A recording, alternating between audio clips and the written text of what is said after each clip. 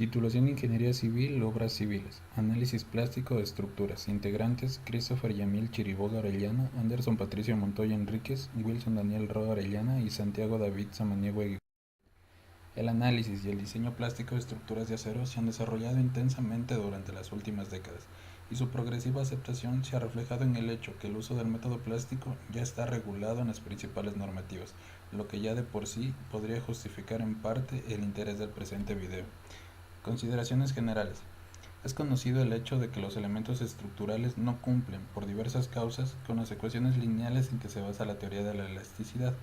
También es cierto que la experiencia y los ensayos nos indican que ésta puede utilizarse con aproximación dentro de ciertos rangos de cargas. Fuera de dichos límites y para cargas cercanas al colapso de la estructura, los estados de solicitaciones de los elementos que la componen obedecen a leyes distintas que entran dentro del campo de la plasticidad o de la elastoplasticidad. La teoría se basa en la curva tensión de formación de un material ideal elastoplástico como el de la figura, muy similar al de hierro dulce. Denominamos como A-B un tramo perfectamente elástico limitado por el esfuerzo en F, y con BC un campo perfectamente plástico que termina en C con una deformación específica de rotura. Podemos anticipar que hasta A toda la viga se comporta como elástica. Al llegar a A se produce una rótula plástica en el apoyo intermedio. Al llegar al punto B se producirá dos rótulas plásticas en los tramos, produciéndose el colapso como en el de la figura, ya que todo el sistema se ha convertido en un mecanismo inestable. La otra hipótesis básica que adoptamos es que aún dentro del fenómeno plástico, en un elemento sometido a flexión, las secciones planas permanecerán planas luego de la deformación. Teoremas fundamentales del análisis plástico. Los métodos de cálculo en sistemas sometidos a flexión consisten en encontrar diagramas de solicitaciones que cumplan con las siguientes condiciones básicas. A. Cumplir con las condiciones de equilibrio. B. Por la formación de articulaciones plásticas, convertir la estructura en un mecanismo inestable. Y C. No violar la condición de plasticidad que nos indica que se debe cumplir con que el momento sea igual al momento plástico. En la década de 1950, Grenberg y Prager formularon dos teoremas para el análisis plástico de estructuras, el teorema del límite superior y el teorema del límite inferior, cuyo cumplimiento simultáneo da lugar al teorema de unicidad. ¿Cuáles son sus ventajas? En un análisis plástico o teoría plástica, en lugar de basar los diseños en el concepto de esfuerzos permisibles, se considera la mayor carga que la estructura pueda soportar, actuando ésta como una unidad. Los diseños que resultan son de gran interés para el ingeniero, ya que ofrece las siguientes ventajas: ahorro considerable del acero del 10 al 15%. Permite estimar con precisión la carga máxima que una estructura puede soportar. Es más fácil en su aplicación. Toma en cuenta esfuerzos por asentamientos permitiendo deformaciones plásticas. Como ventajas del cálculo plástico se pueden resumir en una reducción de costes mediante un diseño más racional, aprovechando su funcionamiento hiperestático en régimen no lineal y teniendo en cuenta sus mecanismos de colapso. ¿Cuándo se lo aplica? Se lo aplica para investigar los estados causantes de un colapso real de la estructura y para hallar la resistencia a la rotura o los estados límites máximos. Para que una estructura pueda redistribuir tensiones dentro de la sección y entre secciones no debe ocurrir ninguna otra falla antes del mecanismo de colapso para que pueda llegar a la carga límite.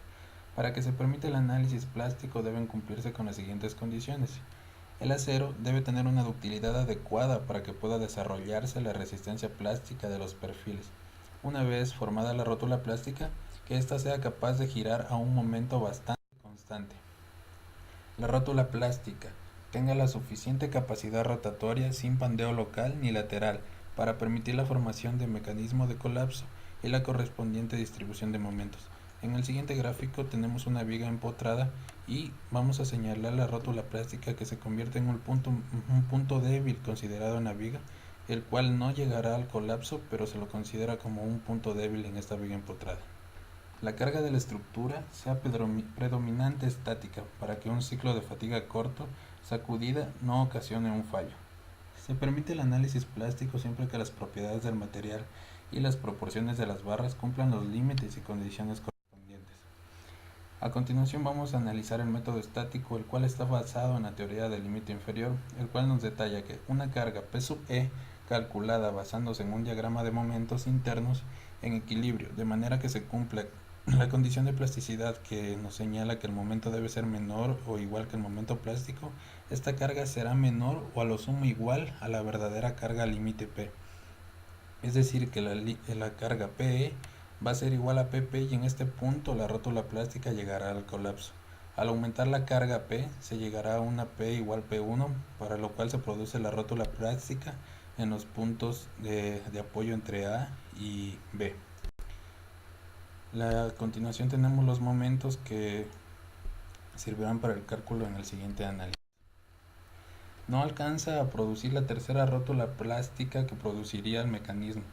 Es decir, en este caso de la siguiente figura, en este punto de aquí, luego de 3 casos que analizaremos, este punto de aquí será donde alcance el colapso, es decir que P sub E será igual a P sub P. El método estático.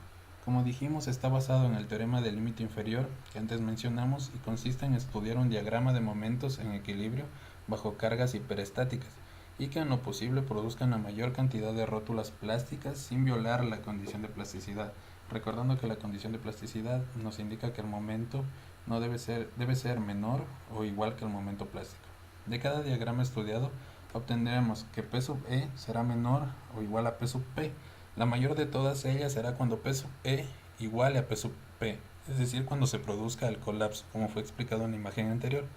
Entonces vamos a proceder a analizar un sistema sencillo hiperestático de primer grado y por lo tanto necesitará dos articulaciones plásticas, en donde el momento será igual al momento plástico para el colapso. De acuerdo con las condiciones de equilibrio y considerando positivos los momentos que producen tracción en las fibras anteriores, tenemos una viga empotrada en el punto A y en el punto B con dos reacciones en el punto E y en el punto A. Procedemos a calcular los momentos en A, momento en B, momento en C y momento en D, donde tenemos 6 variables, los cuales son los 4 momentos producidos, la carga a la que está sometida la viga y la reacción. Y 4 ecuaciones, con lo cual, fijando 2 de las variables, es posible calcular otras. A continuación vamos a ver 3 casos distintos en donde intentaremos plastificar 2 secciones en cada caso, recordando que podemos obtener la mayor cantidad de rótulas plásticas en una viga sin que ésta rompa o quebrante la condición de plasticidad en donde el momento tiene que ser menor al momento plástico.